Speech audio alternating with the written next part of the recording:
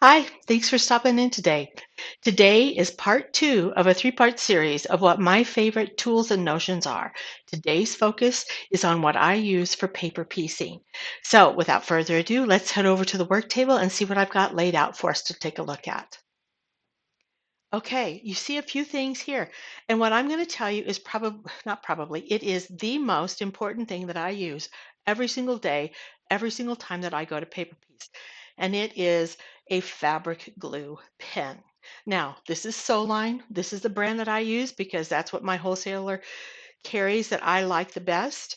But there's different brands. The brand isn't important. But what you need to understand is that every time you buy a new one, it will come loaded with a glue stick and it will have one replacement. They are blue glue. Every single time they are blue glue. I prefer yellow. And the reason I prefer yellow glue as replacement cartridges, again, it doesn't matter the brand, but the glue color makes a difference. Glue doesn't stick as well as yellow, nor does the pink that you can get. Pink probably has the least adhesiveness to it. Next comes blue, next comes yellow. And when you are putting a curve together with glue, you need it to stick, and you want it to stick well. That is what I use. I prefer that. That's what I use. I will recommend that till the cows come home, but everybody has different preferences. This is what I prefer. Now, just as a little bit of FYI, these are replaceable. This is a replacement piece of glue, and this is the a glue pen that needs to have it. It needs to be replaced. You can see that the tip has a little bit of a clear place. I don't know what they call it, but you take off the cap, and you can see right in there that there's a little gray cap that goes inside of it. All you do is you just push it on there. Now you have to wait for the click. There's a tiny little click. You don't have to push it like you're pushing it through to tomorrow, but it has to make that click, otherwise it won't stick. Then then you just gently pull and slide that tube off, put the cap on. You can hold that or save it, throw it away, whatever you want to do, and then just kind of screw this back down into the pen like a giant chapstick. But it's very sticky. You don't want to use this anywhere but on paper or fabric. But it's really, really important that you have that. Um, these are great little things to put like pins or used needles in, or anything to teach kids how to count and to match things. They're useful little things, but at this point, it's waste. So if you can find a way to repurpose this, then that makes it great. But that's my glue pin, and I use that all the time. So I'll put those out of the way since I've already talked about those. The next thing that I like to use is this is a foundation piecing, paper piecing water pen. Now, when I first was introduced into these, I thought, well, okay, let's see what it's like. So I took the cap off, I filled up the tip, and filled up the reservoir, and I drew it, and you can see right there, there's water that it's loaded up right now. This is a felt tip, and it will uh, give you water, just like that. Um, I used that by drawing it across the seam line and letting it soak into the paper. Now, I thought that it gave that paper way too much moisture, because then when I went to pull that apart, let's see if I can do it on this piece of paper here.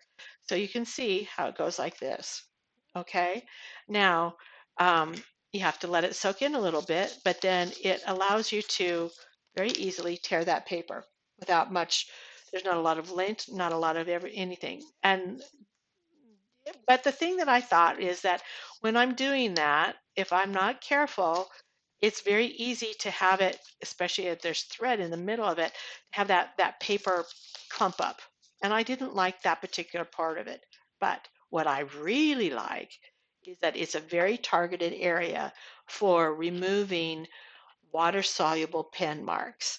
It's fabulous. It is probably my favorite way to get rid of water soluble ink lines, and I do use these.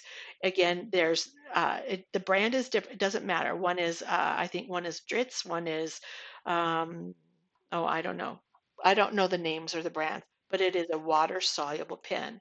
So what and one is a thick mark. One is a thick mark like that, and the other is a very thin mark. You can hardly see it. It dries and becomes darker, and the more you go over it, the thicker that ink is, that water soluble ink. But you put this water pen on it. Let's see if it'll work on paper. It works beautifully on fabric. So let's do this. There we go. It's gone, and you don't have to work at it. I used to use a little bit of a spray bottle and fabric of the same color and rub that out. I don't do that anymore. This is what I use. And then sometimes you can even add just a smidge of baking soda, and that will help even the most stubborn ones come out, and it won't hurt your fabric at all. I love it. They come in 2 packs, and it's from alwaysexpectmore.com. Now, in the comments below, I will leave a list of the items that I'm talking about. Um, and I will leave websites or web addresses as well. And you can take that information to your local quilt shop and ask them to bring that in for you, or you can order it yourself from any source. There's lots of different ways to get it. The thing that I really want to tell you about is that this is the cap to fill your water reservoir. But it's not the righty-tighty, lefty-loosey kind of thing. It is backwards from that, and it was very difficult for me to even figure out how to get into it. So righty-tighty is like this, and lefty-loosey, there we go. You turn it right to open it, and left to close it. It's backwards. So just to let you know that. And the tips come out. So be careful about that. They can come out. You don't want to take it out and then tip your whole pen over, because then you will dump your pen out that way. But they're a really nice product, and I have fallen in love with them. Here's another product that I want to tell you about, which is it is a fabric pencil. It is a ceramic lead, and I am in love with this. When I need to mark my fabrics, um, there are times when I either don't want to or don't have the time, or I just prefer not to mark my TRP lines, which are transition registration points, in my paper piecing the Judy Niemeyer way. I will use a pencil. And this one actually has pink lead in it, so it would work on a white or light colored.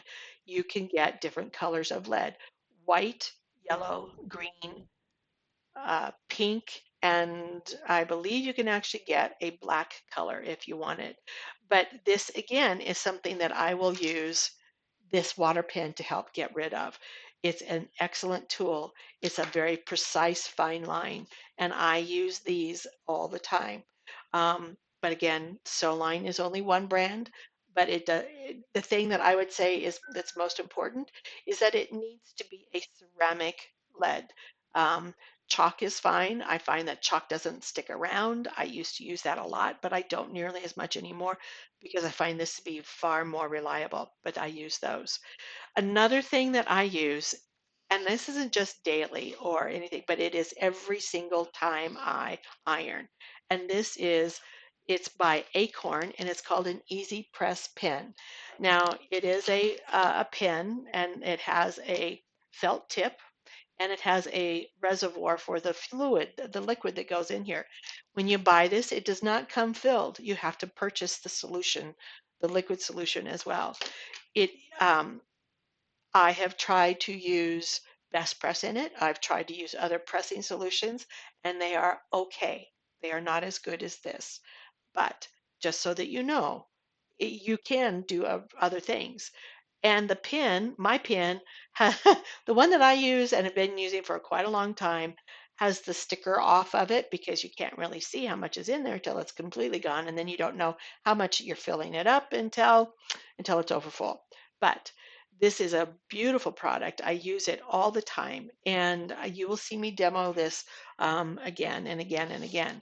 But say, for instance, this is a seam line right here.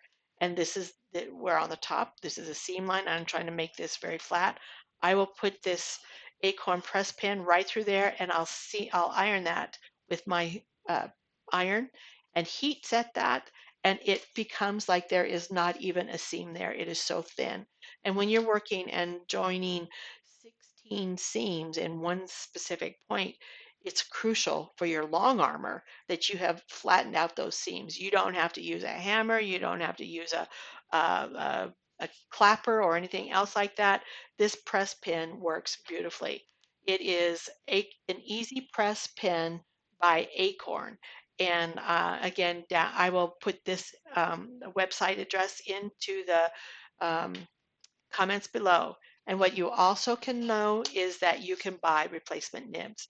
Now on this one, mine, I prefer this blunted edge, and it is actually the bottom of the chisel edge. And all you have to do is just take it out and turn it over. And that works just as well. It's a beautiful thing. So again, all you do is you just take it out, turn it over, and then put it right back in. It grips beautifully. It will stay in there very nicely. And when it's a pressure action, so that if you feel like your tip is getting dry, you just push that tip down.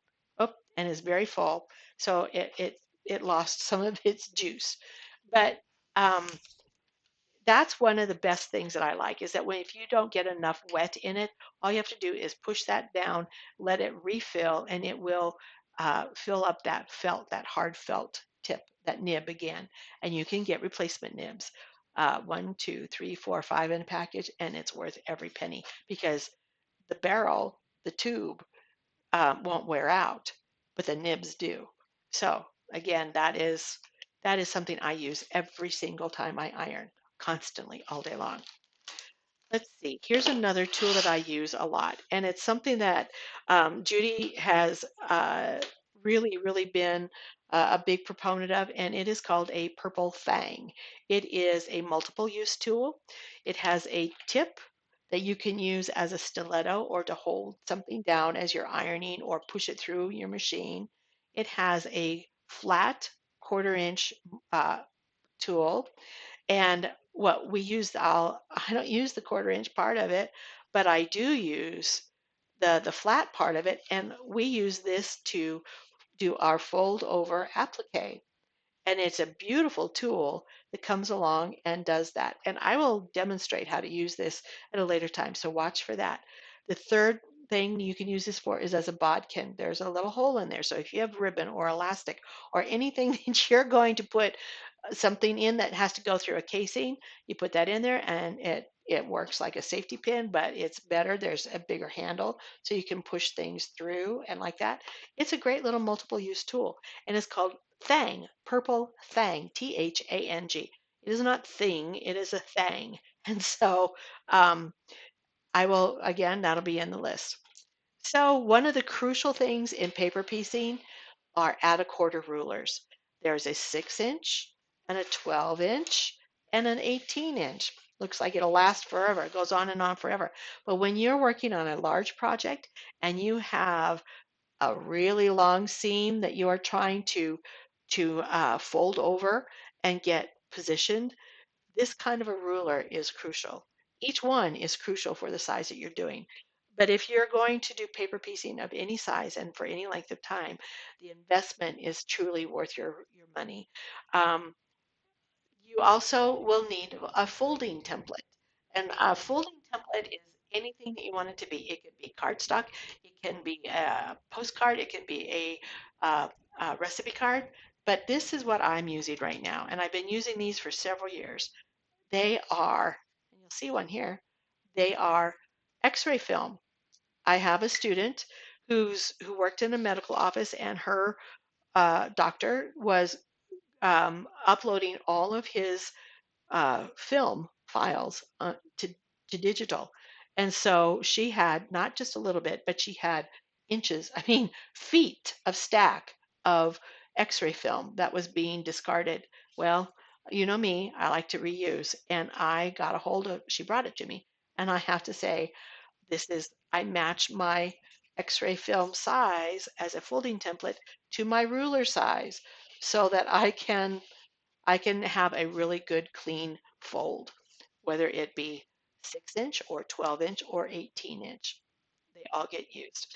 Now, what you might see here is there's a lot of like goopy stuff on here. You can see, maybe you can't, but I can sure see it. There you go. Maybe on some of the reflection, you can see that there's like glue on it? Well, because I've got, they were in the way and I got glue on it. But and you don't have to take it to the sink. You don't have to do anything special. But what is wonderful is that I have these little wipes. They do not have to be Clorox. They simply need to be something with alcohol in it. Cheapest thing you can find. I actually got these on clearance on a dollar store that was going out of that was closing. So yeah, I picked up as many as I could. But it has alcohol in it. And all you need to do to take that glue off is simply wipe that across there and then let it dry. And that glue comes off beautifully. It's just the most amazing thing. And guess what? If this gets onto um, your cutting mat, you can do the same thing.